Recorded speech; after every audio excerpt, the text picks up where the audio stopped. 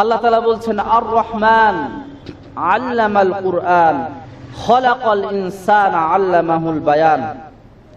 আল্লাহ তাআলার রহমত, আল্লাহ তাআলার মায়া, আল্লাহ তাআলার দয়া, আল্লাহ তাআলার ভালোবাসা কত বেশি, কত বেশি। বনি ইসরাইলের জামানায় একজন ব্যক্তি প্রায় 99টা খুন করেছে। খুন করার পর সে ভাবলো যে না, আল্লাহ তাআলা মনে হয় আমাকে আর কখনো মাফ করবেন না। বুখারী শরীফের একটা লম্বা হাদিস। উনি ভাবলেন যে না, সে নিরাশা হয়ে, হতাশা হয়ে বিভিন্ন জায়গায়, বিভিন্ন দরবারে ছুটতে লাগলো। সে ছিল খুনি, বিশাল বড় একজন খুনি।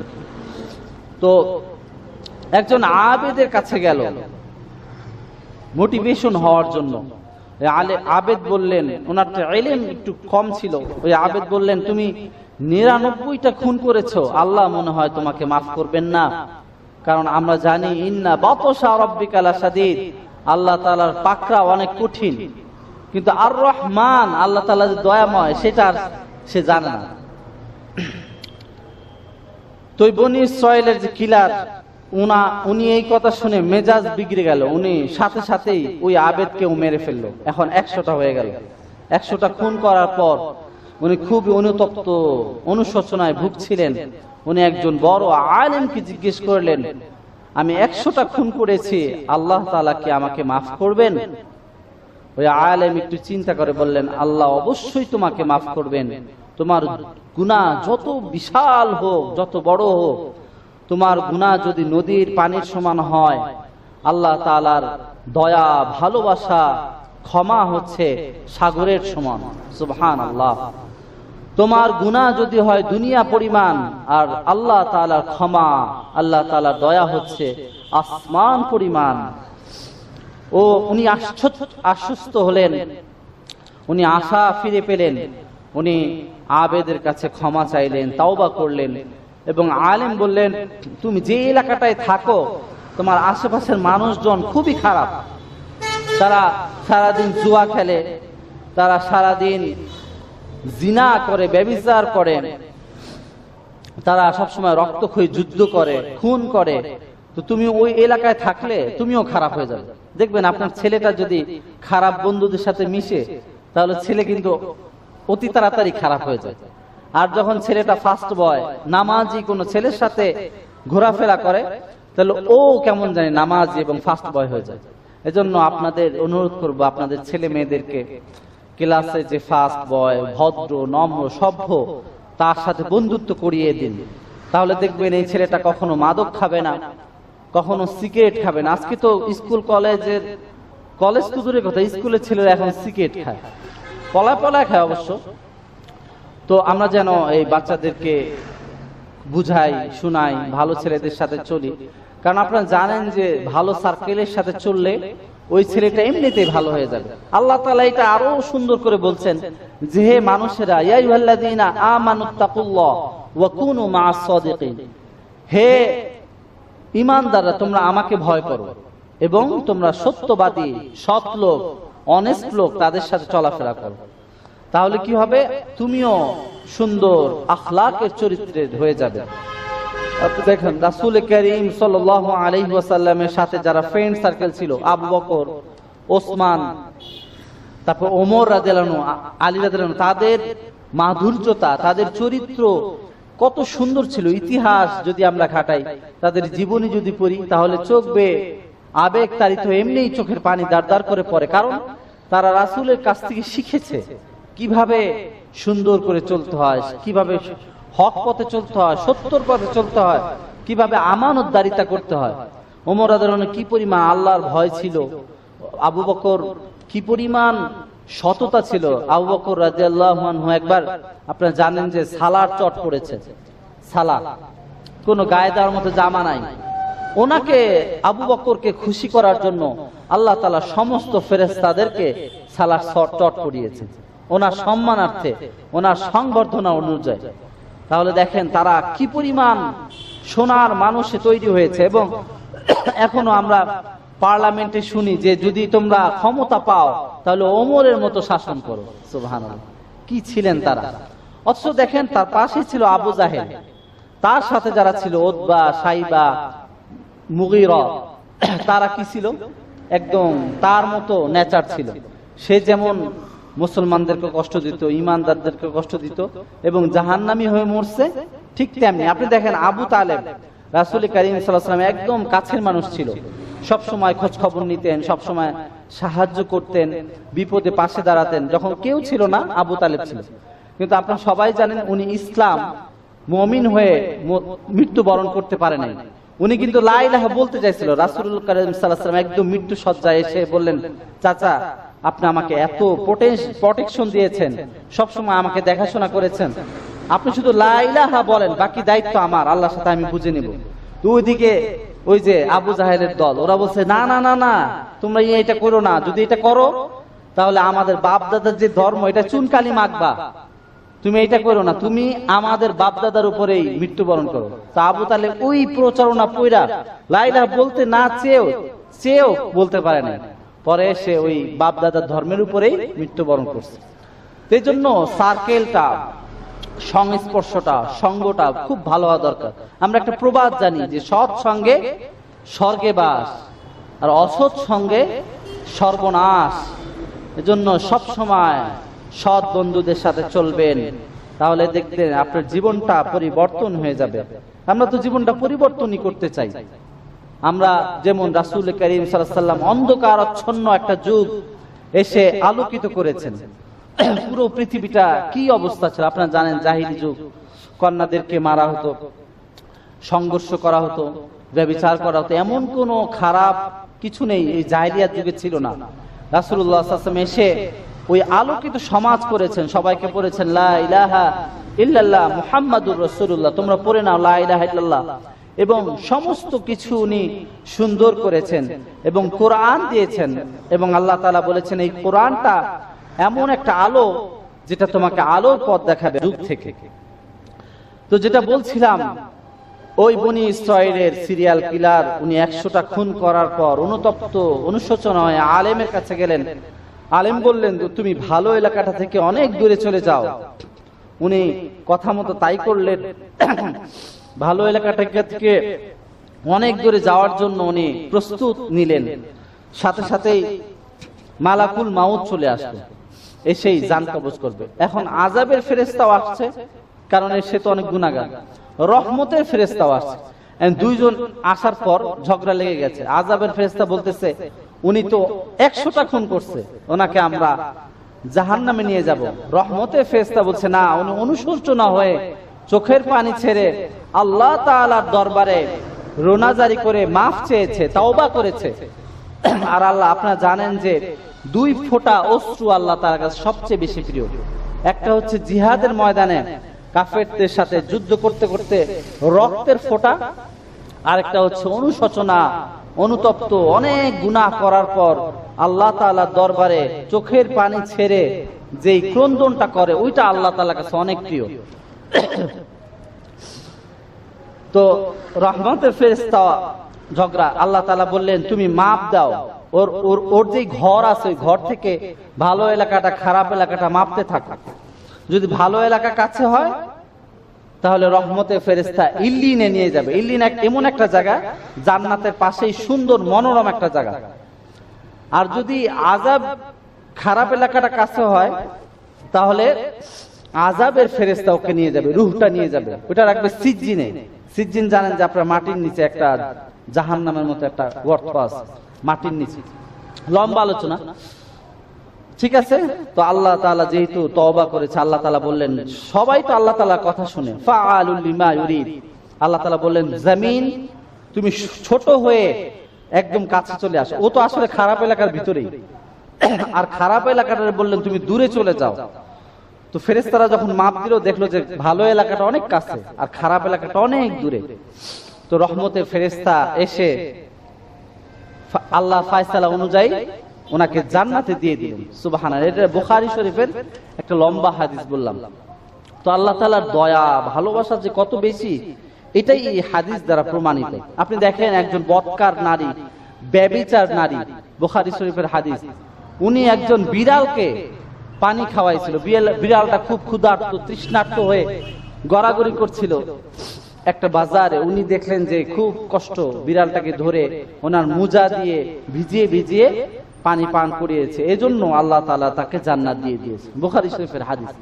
তাহলে আমরা যদি বিড়াল দেখি, কুকুর দেখি, আজকাল দেখা যায় ওই যে মুদি দোকানে কুকুর দেখলে কেমন করে, আপনি একটা বিস্কিট দেন, আপনি একটা রুটি দেন, ও যে রুটিটা খেয়ে আল্লাহ তাআলার দরবারে দোয়া করবে, এইটার ভিতরে কি কোনো পর্দা আছে? ওর তো কোনো গুনাহ নাই। আমি একজন মানুষকে দিলাম, তার তো অনেক গুনাহ আছে, এই দোয়াটা কবুল হইতে পারে, নাও হইতে পারে। কিন্তু ওই যে জানোয়ারে আপনি 10 টাকার একটা রুটি দিলেন, সে যে বোবা প্রাণী, ও যে আল্লাহ তাআলার সাথে একটা কানেকশন, ও যে দোয়াটা করবে ওইটাই ভাই লাগা যাবে। ওই মহিলা যদি একটা বিড়ালকে পানি পান করানোর কারণে জান্নাত পেয়ে যায়, তাহলে আপনার মানুষদেরকে কেন খাওয়ান না? মানুষ তো আশরাফুল মাখলুকাত, আরো সম্মানিত, তাহলে ওনাকে খাওয়ালে আপনি কি পাবেন? বিড়ালকে খাওয়াইলে যদি জান্নাত পায়, তাহলে মানুষকে খাওয়াইলে তো আরো বড় কিছু পাবেন। এর জন্য সবাইকে খাওয়াবেন। রাসূলুল্লাহ সাল্লাল্লাহু আলাইহি ওয়াসাল্লাম যখন মদিনায় গেলেন, সর্বপ্রথম 2টা জিনিস বললেন।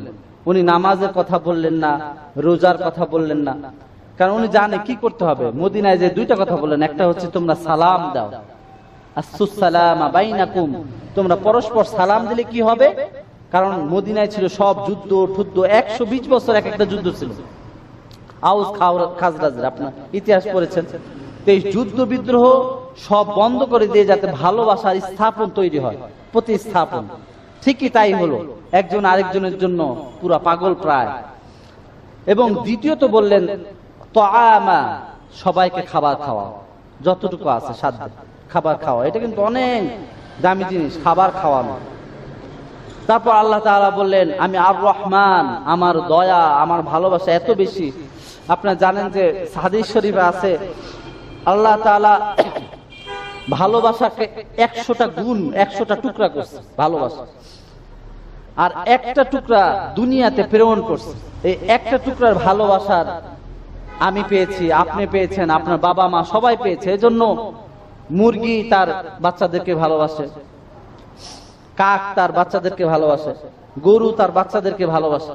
দেখবেন একটা হাঁস ধরতে যাবেন, হাঁসের মা এসে সবল দিবে, এরকম কামড় দিতে চাইবে, কারণ সে চায় না তার বাচ্চাটা মারা যাক। অনেক আমি ওই যে পশু পাখি যে দেখায় না, একটা চ্যানেল আছে, ওইটাই দেখছি যে বাচ্চাকে খেতে আসছে বাঘ, হরিণের বাচ্চা, হরিণের মা সামনে এসে দাঁড়াইছে। হরিণের মা বলতে চায় যে আমাকে খাও, আমার বাচ্চাকে ছেড়ে দাও। কি পরিমাণ ভালোবাসা! মৃত্যুর মুখেও সে বাচ্চাকে বাঁচিয়ে যায়। কিছুদিন আগেও তো আপনারা দেখেছেন, মা মারা গেল ওই যে পাটুরিয়া ঘাটে যে একটা বাস পড়লো, সৌহার্দ্য বাস। মা বাঁচতে পারতো, কিন্তু ছেলেটাকে ধাক্কা দিয়ে ছেলেটাকে বাঁচাই দিল, আর মা মারা গেল। ছেলেটা পরে উঠে বললো যে আমার মা ইচ্ছা করলে বাঁচতে পারতো, আমাকে ঠেলা দিয়ে সে ভিতরে মারা গেল। দেখেন কি পরিমাণ ভালোবাসা, ওই এক টুকরার ভালোবাসা। তাহলে 99 টুকরা যার কাছে ভালোবাসা, আল্লাহ তাআলার কত বেশি ভালোবাসা আমাদের জন্য। আমরা হতাশ হয়ে যাই, নিরাশ হয়ে যাই। আপনি কায়মন বাক্যে যে কোনো সমস্যার কারণে আল্লাহ তাআলার কাছে রাত্রি উঠে তাহাজ্জুদ পড়ে চান, দেখবেন অবশ্যই আপনি সফলতা পাবেন। আসলে আমরা চাওয়ার মতো চাই না, এজন্য আল্লাহ দেয় না। আল্লাহ তাআলা বান্দার দোয়া 3 ভাবে কবুল করেন। একটা হচ্ছে যখন বান্দা চায় সাথে সাথে দিয়ে দেয়, একটা সূরত, একটা ক্যাটাগরি। আরেকটা হচ্ছে বান্দা দোয়া করে কিছুদিন পরে দেয়, সাথে সাথে দেয় না। কারণ আল্লাহ তাআলা ভালো জানে আপনার চেয়ে, আপনার প্ল্যানিং এর চেয়ে আল্লাহর প্ল্যানিং আরো ভালো। উনি জানে বান্দার কখন দিলে বান্দার ভালো হয়। আর আরেকটা হচ্ছে আল্লাহ দুনিয়াতে দেয় না, আখিরাতে যখন বিপদে পড়বে সে। কারণ আমরা জানি যে দুনিয়া ক্ষণস্থায়ী, আর আখিরাত হচ্ছে চিরস্থায়ী, যেটার কখনো শেষ হবে না। এত জিন্দেগি, এত বড় জিন্দেগি। তো ওই সময় আল্লাহ তাআলা রেখে দেয় ওই দোয়াটা। দোয়া কবুল হয়, একটা রেখে দেয়, আর একটা কবুল করে, আর একটা একটু পরে কবুল করে। এজন্য দোয়া কখনো মিস হয় না। এজন্য নামাজের পর, যায় নামাজে বসে, যে কোনো জায়গায় বৃষ্টির সময় দোয়া করবেন, আল্লাহ তাআলা এই দোয়া কবুল করবে। আজানের সময় দোয়া করবেন। আমরা দোয়া করতে চাই না, হাত উঠাই না, নামাজ পড়েই দৌড়, নামাজ পড়ে দৌড়। আরেক 5টা মিনিট আল্লাহর কাছে চান, আল্লাহর কাছে কায়মন বাক্যে চান। রাসূলুল্লাহ সাল্লাল্লাহু আলাইহি ওয়াসাল্লাম দোয়া করতেন, সাহাবা আজমাইন দোয়া করতেন। দোয়ায় অনেক ফায়দা, দোয়া কবুল হয়, এজন্য দোয়া করবেন। তো আমরা এই ভালোবাসা কি পরিমাণ দেখেন, এক টুকরা ভালোবাসা, কত নাটক সিনেমা আমরা দেখে কাঁদি, ছোটবেলায় কত নাটক সিনেমা দেখে কাঁদতাম। মানে ভালোবাসার স্টোরি এত সুন্দর করে সাজাতো, শেষে নায়ক নায়িকার মিল কি আমরা কেঁদে দিতাম, এতটুক আবেগ প্রবণ হয়ে আমরা কেঁদে দিতাম। আবার দেখবেন যে কোনো নায়ক মারা গেছে, সাথে সাথে অনেকগুলো মেয়ে মারা গেছে, আছে না এরকম বাংলাদেশের ঘটনা? এক নায়ক মারা গেছে, তার ভালোবাসার জন্য, ভালোবাসার প্রমাণের জন্য অনেক মেয়েরা মারা গেছে, সালমান শাহ সম্ভবত। তাহলে ভালোবাসার কি পরিমাণ, অনেক মেয়েরা আত্মহত্যা করে, যদি তার বয়ফ্রেন্ডকে না পায় আত্মহত্যা করে। কি ভালোবাসা, ওই এক টুকরা ভালোবাসা। আবার অনেকে হাতে নাম লেখে ছিদ্র করে। ভালোবাসার কি পরিমাণ নমুনা। তো আল্লাহ তাআলা বলছেন, তোমাদের এক টুকরা ভালোবাসা যদি এত পরিমাণ গাঢ় হয়, এত মজবুত হয়, তাহলে আমি আল্লাহর 100 টুকরো ভালোবাসা, 100 গুণ ভালোবাসা নিয়ে আমি বসে আছি। তাহলে তুমি যদি আমার কাছে তওবা করো, অবশ্যই আমি তোমার তওবা কবুল করব। এজন্য কাল কিয়ামতের ময়দানে আমরা যেন বিনা হিসাবে জান্নাতে যেতে পারি, এই দোয়া করবেন। এক লোক বনি ইসরাইলের জামানায় অনেক ইবাদত করছে, 500 বছর ইবাদত করার পর উনি কিয়ামতের দিন, এটা লম্বা একটা হাদিস বুখারী শরীফের, উনি আল্লাহ তাআলার দরবারে কিয়ামতের দিন বলবেন যে আমি আমার আমলের সাথে জান্নাতে যাব, আমি অনেক ইবাদত করছি। আসলে দেখা যায় যে আমরা আছেন অনেক ইবাদত গুজার, মনে হয় যে তার ইবাদতে সে জান্নাতে যাবে, আমরা এরকম মনে করি। আসলে আল্লাহ তাআলার দয়া ছাড়া কেউ জান্নাতে যাবে না। উনি এরকম ভাবলেন, আমি তো অনেক নামাজ রোজা করেছি, আমি আমার আমল দিয়ে জান্নাতে যাব। আল্লাহ তাআলা বললেন যে না, তুমি আমার দয়া ছাড়া জান্নাতে যেতে পারবে না।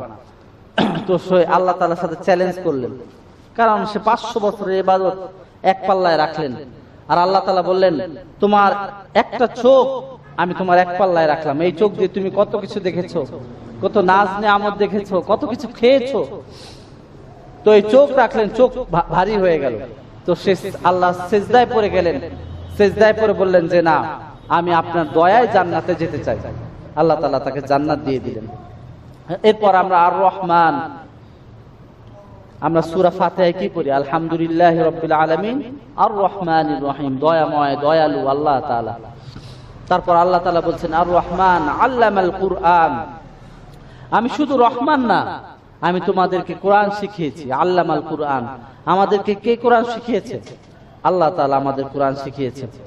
এবং রাসূলুল্লাহ সাল্লাল্লাহু আলাইহি ওয়াসাল্লাম চমৎকার করে বলেছেন, খায়রুকুম মান তাআল্লামাল কুরআনা ওয়া আল্লামা, যে ব্যক্তি কোরআন শিখে সে সর্বশ্রেষ্ঠ মানুষ, এবং যাকে শিখায় সেও সর্বশ্রেষ্ঠ মানুষ।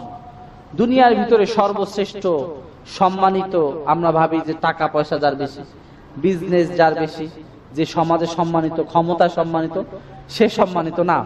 কিন্তু রাসূলুল্লাহ সাল্লাল্লাহু আলাইহি ওয়াসাল্লাম বলছেন, তোমরা যাকে সম্মানিত ভাবছো সে সম্মানিত না, যে কোরআন শরীফ শিখে এবং শিখায় সেই সবচেয়ে বড় সম্মানিত।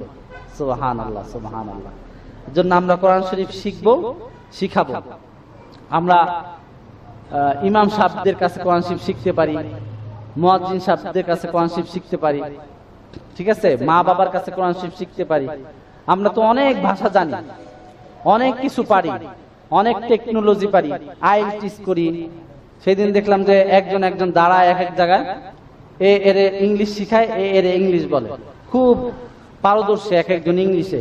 কিন্তু অনেকে আছে কোরআন পড়তে পারে না, কোরআনের জন্য তার কোনো সংখ্যা নেই, কোরআনের জন্য সে কিছুই করে না, কষ্ট করে না। কিন্তু কোরআন শিখতে হবে। মুয়াজ্জিন সাহেব আছেন, ইমাম সাহেব আছেন, খাদেম সাহেব আছেন, তাদেরকে 1000-2000 টাকা দিয়ে কোরআন শিখবেন। আর কোরআন শিখার জন্য আপনাকে অনেক কষ্ট করতে হবে, অনেক মুজাহাদা করতে হবে। কোরআন শিখতে শিখতে যদি আপনি মারা যান, কাল কিয়ামতের ময়দানে আপনি হাফেজদের কাতারে দাঁড়াবেন। সুবহানাল্লাহ। হাফেজরা ফেরেশতাদের মতো সম্মানিত হবে। আমরা কোরআন শিখব। আল্লামাল কুরআন খলাকাল ইনসান, আল্লাহ তাআলা মানুষকে বানিয়েছেন। আপনারা জানেন যে মানুষকে আল্লাহ তাআলা 3টা ক্যাটাগরিতে বানিয়েছেন।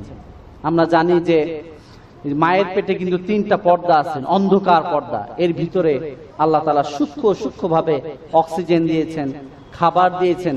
ওইখানে কিন্তু কেউ ছিল না, কোনো ডাক্তার, কোনো কবিরাজ ওইখানে খাবার দেয় নাই, অক্সিজেন দেয় নাই। হ্যাঁ, ওইখানে আল্লাহ তাআলা খুব সূক্ষ্মভাবে 10 মাস, 10 দিন, 8 মাস, 9 মাস এরকম একটা মানুষকে লালিত পালিত করেছেন। তারপরে দুনিয়াতে এসেছে। দুনিয়াতে আসার পর ওই বাচ্চা ওয়া ওয়া করে কেঁদে উঠেছে এবং সে এটা ভাবছে যে আমার তো একটা নাবির সাথে একটা লাইন ছিল, এই লাইনটা আমাকে তুমি খাওয়াতে, তো এখন আমার কি হবে? এই নাবিটা তো কেটে দিল, দুনিয়াতে আসার সাথে সাথে ডাক্তার কেটে দেয়। আল্লাহ তাআলা বললেন তুমি কেঁদো না, তোমার একটা লাইন কেটে দিয়েছে আল্লাহ তাআলা, তোমার মায়ের বুকের সাথে 2টা লাইন আমি তোমাকে দিয়ে দিলাম। সুবহানাল্লাহ। ওয়াহানান আলা ওয়াহান, আল্লাহ তাআলা এই মায়ের কষ্ট বোঝা। ফামিসালুহু ওয়াল ওয়ালিদাতু ইরদি'না আওলাদাহুন্না, আল্লাহ তাআলা বলছেন 2 বছর সন্তানকে তোমরা দুধ খাওয়াও। মায়ের দুধের চেয়ে দামি কোনো কিছু আছে? আমরা এই যে ডানু খাওয়াই, সেইলাক খাওয়াই, কিন্তু চিকিৎসা বিজ্ঞান বলছেন যে মায়ের দুধ এত পরিমাণ পুষ্টি সমৃদ্ধ যেটা অন্যান্য কোনো দুনিয়ার কোনো দুধের বিকল্প হতে পারে না। মায়ের দুধ এত পরিমাণ ভালো। যারা মায়ের দুধ খাওয়ান, সন্তান মায়ের সাথে তাদের ভালোবাসার প্রতিস্থাপনটাই আলাদা হয়, অন্যরকম হয়। আমরা মায়ের দুধ কখনো শোধ করতে পারবো? রাসূলুল্লাহ সাল্লাল্লাহু আলাইহি ওয়াসাল্লাম খুব আফসোস করে বলছেন, লাউ কাতাআতা জিলদাক, তুমি যদি তোমার চামড়া কেটে শুকিয়ে তোমার মায়ের পায়ের জন্য জুতা বানিয়ে দাও, জুতা বানিয়ে দাও, তাহলে তুমি যে মায়ের ওই যে ঢোক, 1 ঢোক 2 ঢোক দুধ খেয়েছো, আমরা কত লিটার দুধ খেয়েছি আমরা জানি? বলেন, 2 বছর কি পরিমাণ দুধ খেয়েছি। 1 ঢোক দুধের ঋণ শোধ তুমি কখনোই আদায় করতে পারবে না। এজন্য রাসূলুল্লাহ সাল্লাল্লাহু আলাইহি ওয়াসাল্লামের কাছে একজন সাহাবী আসলেন, এসে বললেন সবচেয়ে বেশি আমি কাকে ভালোবাসবো? আমাদের একটা প্রশ্ন থাকে না, মাকে ভালোবাসবো না বউকে ভালোবাসবো? তো এই সাহাবীরও একটা প্রশ্ন ছিল। তো আল্লাহর হাবিব সাল্লাল্লাহু আলাইহি ওয়াসাল্লাম ডাইরেক্ট বললেন যে তোমার মাকে। আবার সে প্রশ্ন করলেন, এরপর কাকে বেশি ভালোবাসবো? আবারও বললেন মাকে। আবার প্রশ্ন করলেন, এরপর কাকে? বললেন মাকে। দেখছেন মায়ের মর্যাদা কত বেশি।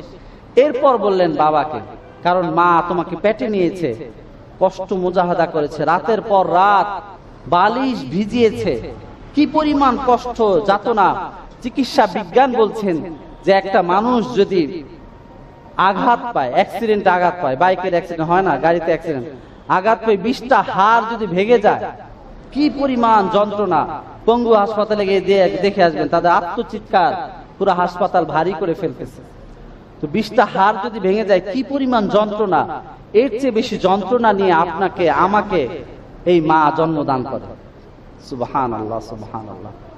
চিকিৎসা বিজ্ঞান বলছেন একটা মানুষ 20 থেকে 25 ব্যথা ইউনিট সহ্য করতে পারে, কিন্তু একটা মা প্রায় 58+ ব্যথা সহ্য করে সন্তানদেরকে ভূমিষ্ঠ করে। এজন্য মায়ের সাথে আমরা কখনো বেয়াদবি করব না। মায়ের দোয়া সাথে সাথেই কবুল হয়ে যায়। আপনারা বাইজিদ বোস্তামির নাম শুনেছেন, সে সারা রাত শিওরে দাঁড়িয়েছিল পানি নিয়ে। তারপর মা এই দৃশ্য দেখেই উঠেই তার জন্য একটা দোয়া করলেন যে আল্লাহ আমার এই বাইজিদকে এই জামানার সবচেয়ে বড় মুহাদ্দিস, আল্লাহর ওলি বানিয়ে দাও। আজও আমরা বাইজিদ বোস্তামির কথা স্মরণ করি, ঠিক কিনা? আল্লাহ তাআলা কত দামি করেছেন। এজন্য মায়ের সাথে সবসময় ভালো আচরণ করবেন। আল্লাহ তাআলা এটা বলেছেন যেন মা বাবা তোমার দ্বারা একটু কষ্ট না পায়, উফ শব্দটিও না পায়। কত কষ্ট করেছেন তোমার জন্য। আমরা মা বাবাকে বুড়ি বলি, মা বাবার সাথে খারাপ আচরণ করি, মা বাবাকে ভাত দেই না। অনেক সেই দিনও তো দেখলাম যে এক বাবা রাস্তায় পড়ে আছে, তার ছেলে নাকি একটা সরকারি কর্মকর্তা, একজন বিমান কর্মকর্তা, আরেকজন ইঞ্জিনিয়ার, এরকম অবস্থা, আরেকজন আর্মিতে আছে। তো দায় এড়ানোর জন্য তাড়াতাড়ি তারা আসলো, সাংবাদিক এরকম বললো যে আপনার কেন এই অবস্থা কেন? তারা তাড়াতাড়ি করে নিয়ে গেল তার বাবাকে, রাস্তায় পড়ে আছে। তো আজকে দেখা যায় বৃদ্ধাশ্রম গুলায় ঈদের সময় ছেলে সন্তান দেখা করতে যায় না। তাদের এই ক্রন্দন আল্লাহর আরশ কিন্তু কাঁপিয়ে দিচ্ছে।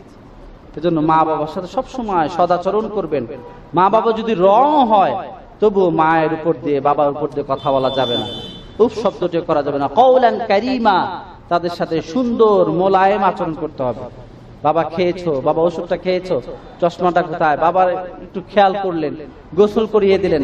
ছোটবেলায় দেখেন আমরা 2 বছর 3 বছর আমাদের অতীত যদি আমরা চোখ বন্ধ করি কি পরিমাণ পায়খানা প্রস্রাব করেছি। এখন তো আমাদের বাচ্চাদের আমরা দেখি পায়খানা করিয়ে দেয়, প্রস্রাব করিয়ে দেয়। তাহলে আমরা কি পরিমাণ করেছি? তারা কখনো নাক ছিটকায় নাই, কখনো ফেলে দেয় নাই, এতিমখানায় দিয়ে আসে নাই। কিন্তু আজকে তারা একটু পায়খানা প্রস্রাব করলে আমরা গন্ধ গন্ধ বলে দূরে তাড়িয়ে দেই। হ্যাঁ, অথচ বাবা মাকে আগলে রাখবেন, পায়খানা প্রস্রাব পরিষ্কার করে সুন্দর জায়গায় রাখবেন। মুসা আলাইহিস সালাতু ওয়াস সালাম আল্লাহ তাআলাকে বললেন, আল্লাহ আমার জান্নাতের সাথী কে হবে? এটা বলে শেষ করে দিচ্ছি, আমার জান্নাতের সাথী কে হবে? আল্লাহ তাআলা বললেন যে একজন কসাই তোমার জান্নাতের সাথী। মুসা বললেন, কসাই গোশত কাটে? বললেন হ্যাঁ। তো মুসা ভাবলেন যে আমার জান্নাতের সাথে হবে আলেম, হাফেজ, হাজিরা, যেহেতু এরা সবচেয়ে দুনিয়ার ভিতরে সম্মানিত লোক। তো আল্লাহ তাআলার তো রহস্য বোঝা বড় দায়। মুসা আলাইহিস সালাম সেই কসাইয়ের কাছে গেলেন। তো কসাইয়ের কাছে দেখলেন সারাদিন উনি গোশত কাটে, তারপর বাসায় নিয়ে যায়। তো মুসা আলাইহিস সালাম ওদিন বললেন যে আজকে আপনার গেস্ট হতে চাই, বাসায় যাব। তো কসাই বললেন ঠিক আছে চলো, বাসায় চলো। বাসায় যেয়ে দেখলেন যে কসাই রান্না করলেন, রান্না করে খুব ভালো ভালো গোশতটা আলাদা করলেন, আলাদা করে একটা মাচা থেকে ওনার মাকে নামালেন, নামিয়ে মাকে খাইয়ে দিলেন, গোসল করিয়ে দিলেন, টাওয়ালে দিয়ে খুব সুন্দর করে ফ্রেশ করে আবার করে রাখলেন। তারপরে মা কি জানি দোয়া করে, ছোট ছোট বিড়বিড় করে দোয়া করে। তখন ওই মুসা আলাইহিস সালাম এই দৃশ্যগুলো দেখছেন। কসাইকে জিজ্ঞেস করলেন যে ওইটাকে, যে মাচার উপরে দেখলাম ছোট নুজ্জ হয়ে গেছে, বৃদ্ধা হয়ে। তো বললো যে উনি তো আমার মা। বললেন যে আচ্ছা, খাওয়ার পরে তুমি যখন ফ্রেশ শেষ করেছো তারপর কি জানি একটা দোয়া করলো। বললো যে এই দোয়াটা কবুল হবে না জানি, তবুও আমার মা করে, দোয়াটা করে। বললো যে কি দোয়া করে তুমি জানো? বললো যে হ্যাঁ আমি জানি। আমার মা দোয়া করে যে এই জামানার সবচেয়ে বড় নবী মুসা, সেই মুসার সাথে যেন আমার ছেলের জান্নাত হয়, জান্নাতের সাথী হয়। সুবহানাল্লাহ। তো মুসা অবাক হয়ে গেল, আরে এই জায়গাটাই তো কারিশমা, আমার সাথে কসাই কেন যাবে? তো মুসা আলাইহিস সালাম তাকে বুকে জড়িয়ে ধরলেন, আবেগ হয়ে কাঁদতে লাগলেন, বললেন যে আমি হচ্ছি মুসা। কসাইও ক্রন্দন করতেছিলেন আর বলছিলেন যে তুমি হবে আমার জান্নাতের সাথী। তাহলে এখান থেকে, এই শিক্ষা থেকে আমরা কি বুঝলাম ঘটনা থেকে? যে মায়ের দোয়া কখনো কি হয় না, মিস জানে। এজন্য মা বাবার সাথে খুব সুন্দর আচরণ করব। আল্লাহ তাআলা আমাদের মা বাবার সাথে কোমল মোলায়েম আচরণ করার তৌফিক দান করুক। যে কথাগুলো বললাম আল্লাহ তাআলা আমাদের সবাইকে আমল করার তৌফিক দান করুক। যারা 4 রাকাত সুন্নত পড়েননি, 4 রাকাত সুন্নত আদায় করে নিন।